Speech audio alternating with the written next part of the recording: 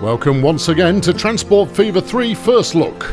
In the previous video we gave you an overview of how infrastructure choices give you the ability to control your transport network better than ever. In this video we're going to talk about how those choices will affect the growth of your world to get the most out of the new Tycoon game. Players have the ability to tailor the game mechanics to create their perfect level of challenge. A full control panel has been added to adjust mechanics ranging from industry productivity or vehicle maintenance to economy and the era in which it takes place.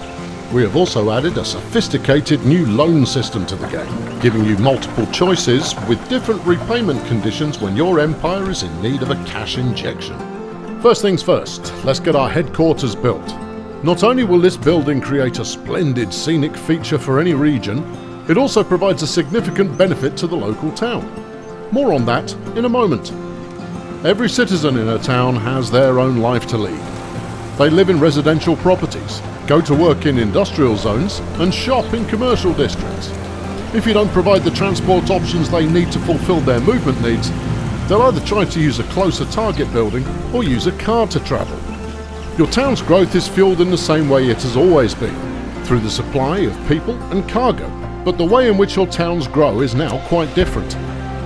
Every delivered person or item of cargo adds to the town's experience points. Once a town reaches its expansion target, it will hit the next growth level, ranging from small hamlet to large metropolis. Sounds easy, right?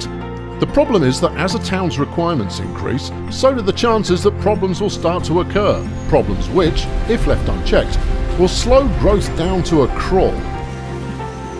A town has several different ratings where it measures your performance.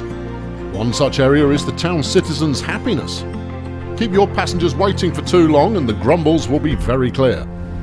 Building faster routes, expanding capacity, or simply more comfortable services may go some way to mitigate these problems.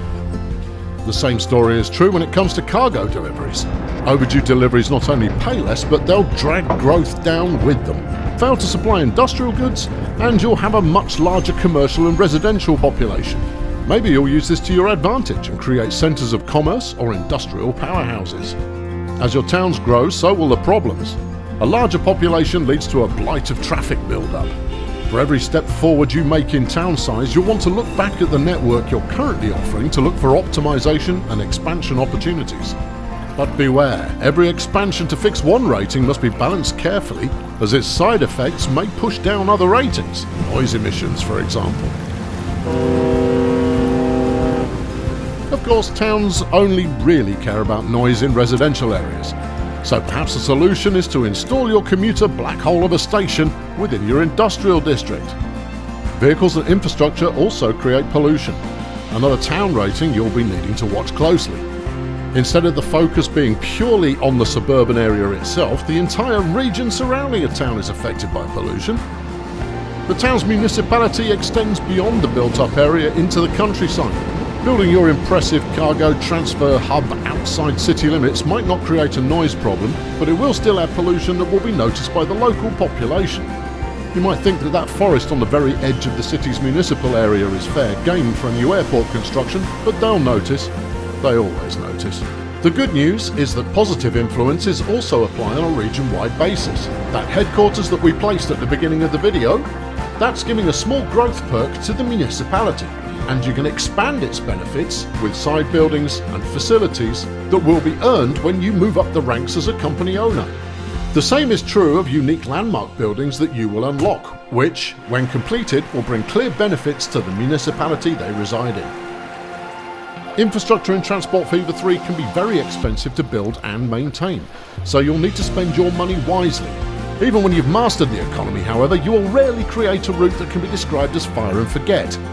Instead, you'll want to revisit older lines frequently, especially when they're in a growing town, and balance them delicately to optimize all the town ratings together. Whether your focus is on one small town or the entire game world, you set the rules so that the game challenges you in a way you'll thoroughly enjoy on your way to becoming a true transport tycoon. Thank you very much for watching. We hope to see you again soon.